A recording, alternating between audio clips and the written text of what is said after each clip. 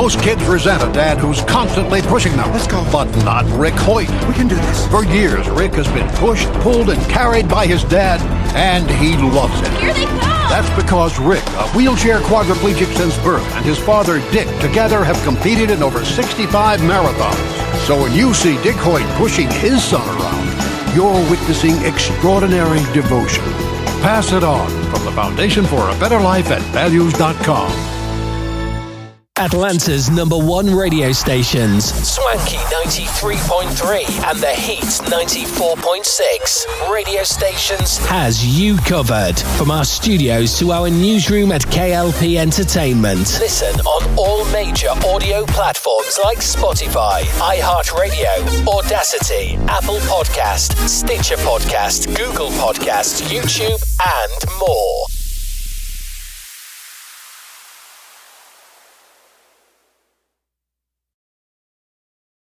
A few words for a successful life. Always ask why. Why? Tell the truth all the time. Why? Write thank you notes. Eat right, sleep right, and exercise. If you don't like your job, change it. Why? Be creative every day. Take a fun trip. You don't always have to do things fast. These motivating thoughts from Randy Pausch's last lecture remind each of us to live our dreams. Can I go now? My dog wants to play. Oh yeah, play with your dog. And with your kids. Motivation. Pass it on from the Foundation for a Better Life at values.com.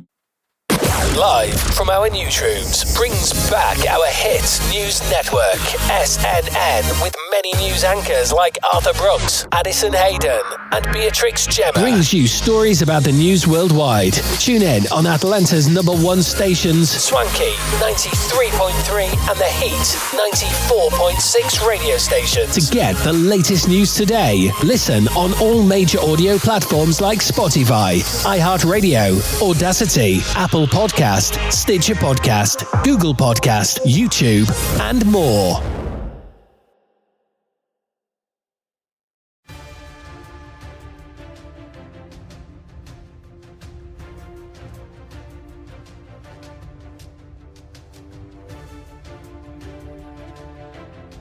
Hello everyone and welcome back to our channel of K.L.P Entertainment. Reporting live from our newsroom, this is SNN. I'm Addison Hayden. Here's your business news breaking for April 10th. Can we no longer believe anything we see? Seeing has not been believing for a very long time. Photos have been faked and manipulated for nearly as long as photography has existed. Now, not even reality is required for photographs to look authentic, just artificial intelligence responding to a prompt. Even experts sometimes struggle to tell if one is real or not. Can you? The rapid advent of artificial intelligence has set off alarms that the technology used to trick people is advancing far faster than the technology that can identify the tricks. Tech companies, researchers, photo agencies, and news organizations are scrambling to catch up, trying to establish standards for content provenance and ownership. The advancements are already fueling disinformation and being used to stoke political divisions. Authoritarian governments have created seemingly realistic news broadcasters to advance their political goals. Last month, some people fell for images showing Pope Francis donning a puffy Balenciaga jacket, and an earthquake devastating the Pacific Northwest, even though neither of those events had occurred. The images had been created using Midjourney, a popular image generator. On Tuesday, as former President Donald J. Trump turned himself in at the Manhattan District Attorney's office to face criminal charges, images generated by artificial intelligence appeared on Reddit showing the actor Bill Murray as president in the White House. Another image showing Mr. Trump marching in front of a large crowd with American flags in the background was quickly reshared on Twitter without the disclosure that had accompanied the original post, noting it was not actually a photograph. Experts fear the technology could hasten an erosion of trust in media, in government, and in society. If any image can be manufactured and manipulated, how can we believe anything we see? The tools are going to get better, they are going to get cheaper, and there will come a day when nothing you see on the internet can be believed, said Wasim Khaled, chief executive of Blackbird AI, a company that helps clients fight disinformation. Artificial intelligence allows virtually anyone to create complex artworks, like those now on exhibit at the Gagosian Art Gallery in New York, or lifelike images that blur the line between what is real and what is fiction. Plug in a text description, and the technology can produce a related image, no special skills required. Often, there are hints that viral images were created by a computer rather than captured in real life. The luxuriously coated Pope had glasses that seemed to melt into his cheek and blurry fingers, for example. AI. Art tools also often produce nonsensical text. Here are some examples. Rapid advancements in the technology, however, are eliminating many of those flaws. Midjourney's latest version, released last month, is able to depict realistic hands, a feat that had, conspicuously, eluded early imaging tools. Days before Mr. Trump turned himself in to face criminal charges in New York City, images made of his arrest coursed around social media.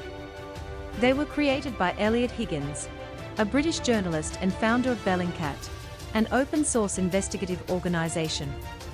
He used Midjourney to imagine the former president's arrest, trial, imprisonment in an orange jumpsuit, and escape through a sewer. He posted the images on Twitter, clearly marking them as creations. They have since been widely shared. Midjourney's images, he said, were able to pass muster in facial recognition programs that Bellingcat uses to verify identities, typically of Russians who have committed crimes or other abuses. It's not hard to imagine governments or other nefarious actors manufacturing images to harass or discredit their enemies. At the same time, Mr. Higgins said, the tool also struggled to create convincing images with people who are not as widely photographed as Mr. Trump, such as the new British Prime Minister, Rishi Sunak, or the comedian Harry Hill, who probably isn't known outside of the UK. That much. Midjourney was not amused in any case. It suspended Mr. Higgins' account without explanation after the images spread. The company did not respond to requests for comment. The limits of generative images make them relatively easy to detect by news organizations or others attuned to the risk, at least for now. Still, stock photo companies, government regulators, and a music industry trade group have moved to protect their content from unauthorized use. But technology's powerful ability to mimic and adapt is complicating those efforts. Some AI image generators have even reproduced images.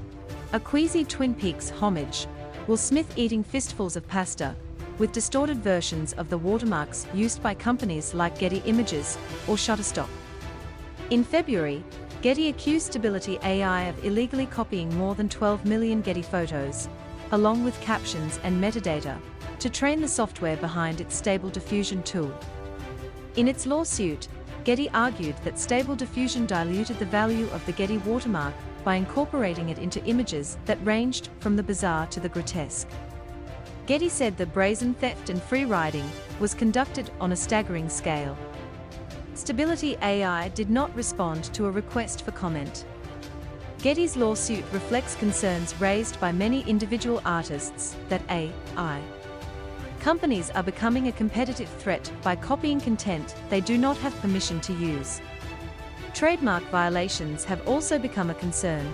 Artificially generated images have replicated NBC's Peacock logo, though with unintelligible letters, and shown Coca-Cola's familiar curvy logo with extra O's looped into the name.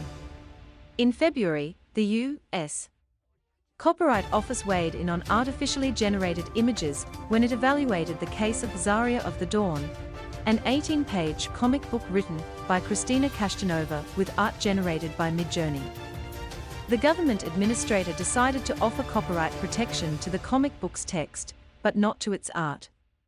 Because of the significant distance between what a user may direct Midjourney to create and the visual material Midjourney actually produces, Midjourney users lack sufficient control over generated images to be treated as the mastermind behind them, the office explained in its decision.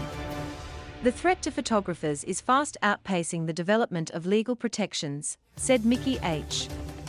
Osterreicher, General Counsel for the National Press Photographers Association.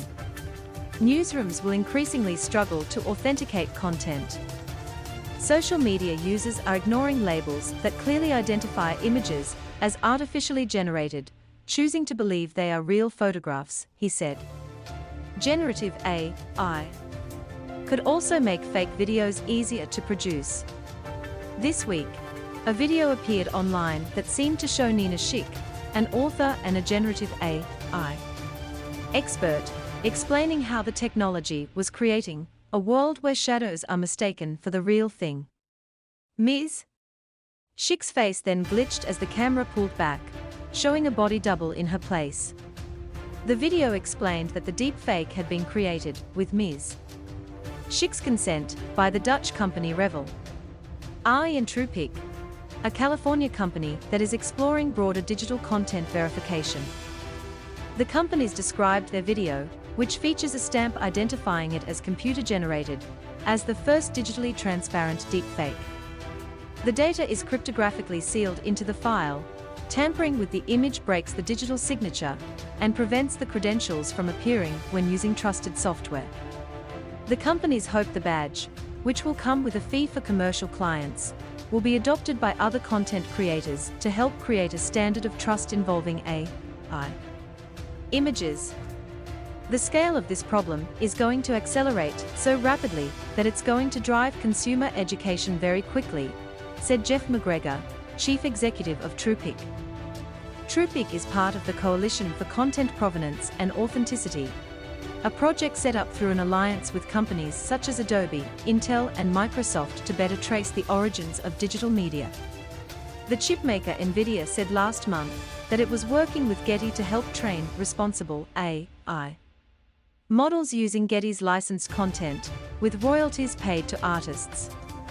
On the same day, Adobe unveiled its own image-generating product, Firefly, which will be trained using only images that were licensed or from its own stock, or no longer under copyright. Dana IAO, the company's chief trust officer, said on its website that the tool would automatically add content credentials, like a nutrition label for imaging that identified how an image had been made. Adobe said it also planned to compensate contributors. Last month, the model Chrissy Teigen wrote on Twitter that she had been hoodwinked by the Pope's puffy jacket, adding that no way am I surviving the future of technology. Last week, a series of new AI images showed the Pope, back in his usual robe, enjoying a tall glass of beer. The hands appeared mostly normal, save for the wedding band on the pontiff's ring finger.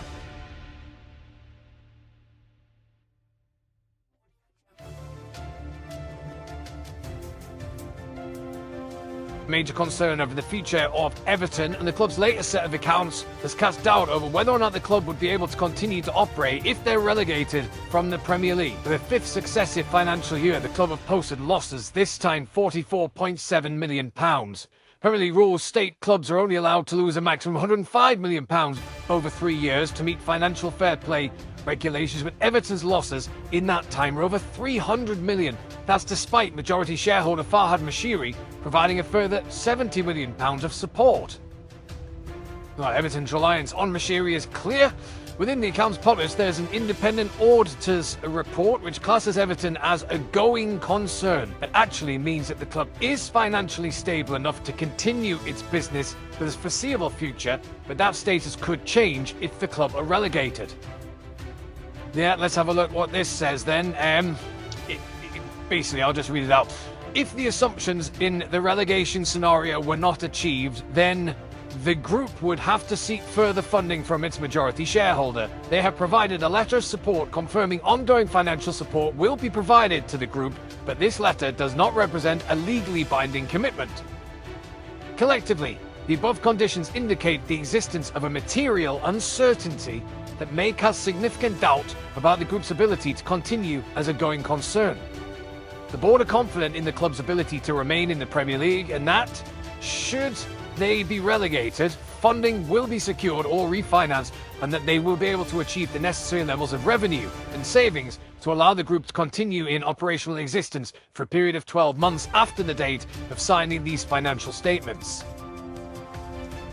The final results come a week after the club were referred to an independent commission for an alleged breach of the Premier League's financial fair play rules in relation to their spending last season. Yeah, and a report in today's Daily Mail suggests that Everton, the investigation could be concluded before the end of the season, meaning a punishment, which may be a points deduction, could have a significant impact on their hopes of avoiding relegation. Quite whether that's going to be possible, I think it still remains doubtful, even if the Premier League say that they hope to do so, because we look at what Sheffield Wednesday and Derby County did in the Championship. It took them more than a year from being charged to their financial fair play cases to be done. Lawyers can spin things out. There's lots of processes to go through. So I think having this done this season it's not going to be easy at all, even if there's a sort of will for it. Isn't it though?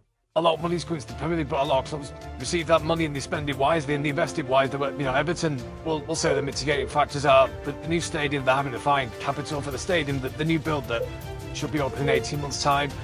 COVID was an issue, but the losses are staggering. That they're off the scale in terms of clubs are limited to £105 million over 3 seasons. I think the timescale is very unlikely for this season. For Everton's deductions are coming before the end of the season, but if he's delayed until next season, it could mean it poses impossible for them to say next season if they have a deduction. So that would mean they would go to the new stadium in the Championship, which I just don't see an easy way out for Everton with this.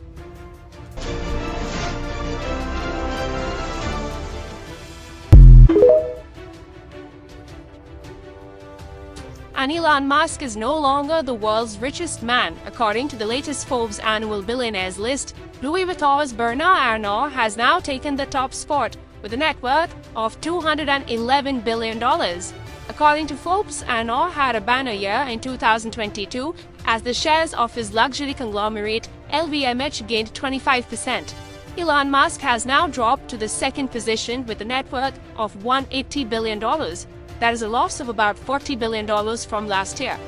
According to Forbes, Musk has mostly tweeted himself out of the top spot because Tesla shares have dropped 50% since he bought Twitter in 2022.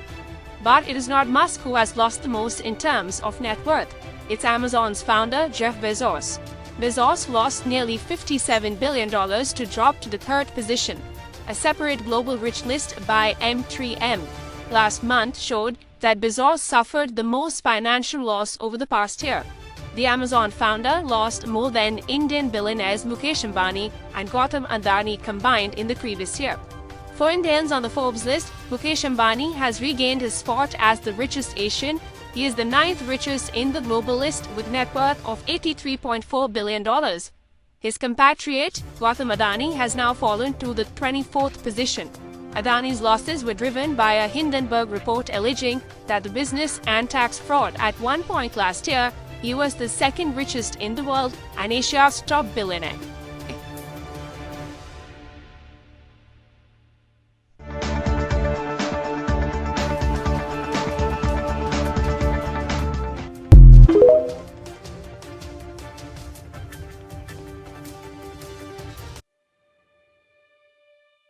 전 아무래도 승부해가지고 조금 그게 아쉽습니다. 그게 아니라 숨 막히는 것 같습니다. 여러분 가자 쓰고서 가자. 가도 뭐 살 좀 했다 죽어야 되는 뻔한데 여기서 이렇게 고통받다 죽거나 가서 치에 맞아 죽는 게 낫지. 저쪽에 남겨진 가족 생각이 나더군요. 눈물 날 때가 많습니다.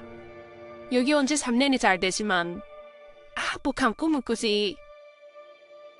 Lee and Eam came to South Korea in hopes of a better life. Like thousands of other North Korean women, they took a life-threatening 3,000-mile journey to escape from one of the world's most repressive regimes. Yet now, they want to go back. I've come here to South Korea to meet with female defectors and find out what pushes them to the brink of an existential crisis so bad that they now long to return to North Korea.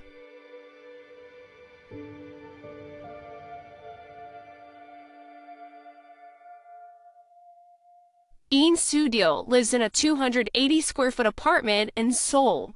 She fled to South Korea in 2019 and still has nightmares. 물론 그런 트라우마가 많아요. 저도 꿈을 꾸면은 계속 쫓겨서 다니고 숨어 다니고 악몽에서 자다가 일어나서 막 헤매매 다니고. Her son defected to the South first in April 2017. After 2 years, he saved up enough money to hire a broker for his mom. Im arrived in South Korea by the way of China, Laos, and Thailand, a route that's often taken by defectors. 정상 가리로 다 기세 차 가지고 그것도 만약 무게서 손을 짚어대는 경우에는 무게하면은 손 움직이지 못하니까 어깨에서 무릎 뜯어서 모을 수 있게끔 잘 해본 범죄다. Lee thought she could defect from the north and protect her family. The reality, though, was very different. 딸이 먼저 왔댔습니다. 브로커 보냈더라고요. 그래서 왔어요. 애가 딸님이 브로커비를 보냈더니 모자란 거죠. 한 명분이 모자랐어요. 그때 애가 22이랬는데 뭐하는데 어떡하니 하니까 엄마 자기가 남자 동생가 어리니까 데리고 가라. 자기가 크니까 설마 남아있는 사람이 죽이겠냐? 아니 이치는 17일 이를 집수리라고 와서 그냥 왔어. 한다고. Lee asked us to conceal her identity to not put her family in danger back in North Korea. 그래 잡혀간 거예요. 우리 애가 왔다고 애들이 알고 잡아가서 You don't matter 되는데요. 야 다 죽인 애가 마당에 내버리더라는 거예요. 가져가라고. 와서 집에서 일만 애가 죽었어요. Almost 1 in 5 defectors who left between 2017 and 2019 said they've regretted coming to South Korea. But there are also thousands who have adjusted well to their new lives after escaping a regime in Pyongyang roundly criticized by the US State Department and others for having one of the world's worst records on human rights. To better help with the social integration process, South Korea has built settlement support centers like Hanawan. 하나원은 대한민국을 찾아오는 탈북민들이 처음으로 와서 한 3개월 정도 사회적인 교육을 받고 거주지에 나가기 전에 초기 정착 지원을 받는 곳입니다. 여기서는 약 400시간의 교육을 진행하고 있습니다. Some defector communities ask for more grassroots support. Lee Na-kyung is a defector activist supporting single mothers and those with disabilities. 한국 사회는 학연, 지연, 경력을 굉장히 중요하게 생각하는 사회라는 걸 알았습니다. 돈이나 쌀을 주기보다는 거기 잡는 법을 가르치기 위해서 탈북민들이 대부분은 학력이 굉장히 저조하기 때문에 한국 사회에 빠르게 발전하는 한국 사회 현실에 부합되기가 힘듭니다. 그러다 보니까 이분들한테는 굉장히 직업이 단순한 직업을 줘야 됩니다. 예를 들어 매점 같은 운영할 수 있는 것, 자리, 소유권을 주고 시장 경제에 대한 개념을 심어주는 것이 맞춤형 자립 지원의 한 부분이 아니겠나라는 생각을 했습니다. 와, 개념 왔나? 어느 기업에 취직을 하자 해도 사크리를 써서 안 된다는 사람들도 많았고 우리처럼 우리 나이에 온 사람들이 대체로 컴퓨터를 몰라요. 이렇게 모욕을 줘요. Single mothers like Im and Lee who have disabilities and are unable to work receive subsidies, but they don't cover all their expenses. 이번 달에도 난방비가 너무 엄청 나오니까 난방을 투기 안 돼요. 좀 어색해 보면 깨끗이 틀리고 안 하고. 알바를 하면 그 통장으로 돈이 못 들어옵니다. 그리고 통장으로 들어오면 기초 수비가 올라 다 잘려요. 어쨌든 사람 안 쓰는 오수기는 일이지 않습니까? Among the nearly 34,000 North Koreans who have defected to South Korea, roughly 70% of them are women. 19% of those women are single mothers. Many of these women have very traumatic experiences of being sold and resold, raped, and being deported back to North Korea. 우선 탈북 이혼모 장애인들이 가장 어려운 점은 정신적 트라우마입니다. 저도 우중약을에서 몇 년 체포경하고 있어요. 그런데 제가 느끼기에는 그 의사 선생님도 좀 이해하기 힘들 거라고 힘들어하는 것 같아요. 왜? 당해본 사람만이 알지? A 2022 survey shows North Korean defectors have experienced suicidal impulses at a rate more than double that of the South Korean population. I think if in majority in South Korean society we're able to hear the stories of these people, the attitudes first would change toward them. We hope she can one day reunite with her family. 보고 싶은 아버지, 네 동생들아, 모두 잘 지내고 있니? 살아서 만날지는 모르겠지만 어떻게나 아프지 말고 만나러 가지. 살아서 만나자. 너 뭐 할 말은 많은데 어떻게 다 쓰겠니? 보고 싶다. 엄마도 그렇고 형제들도 그렇고 다시 못 본다고 생각하니까 눈물 날 때가 많습니다. 채취가 묻어있는 엄마 옷이라도 입고 왔을 걸 그 생각이 제일 간절해요. I mean, if there was something you could say to your mother now, what would you want to say to her? 엄마, 지금 우리는 북한의 웬만한 간부보다는 너무도 잘 살고 있고 뭘 먹어도 다 거한 생각이 먹이매. 제발 아프지 말고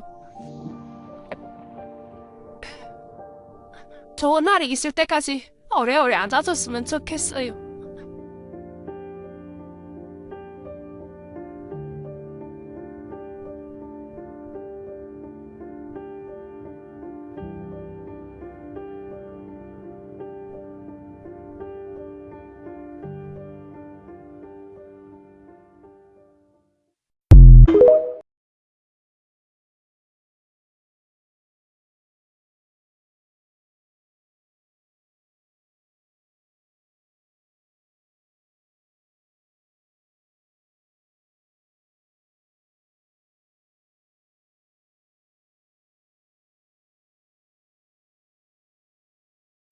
Atlanta's #1 radio stations, Swanky 93.3 and The Heat 94.6 radio stations, has you covered. From our studios to our newsroom at K.L.P Entertainment. Listen on all major audio platforms like Spotify, iHeartRadio, Audacity, Apple Podcast, Stitcher Podcast, Google Podcast, YouTube, and more.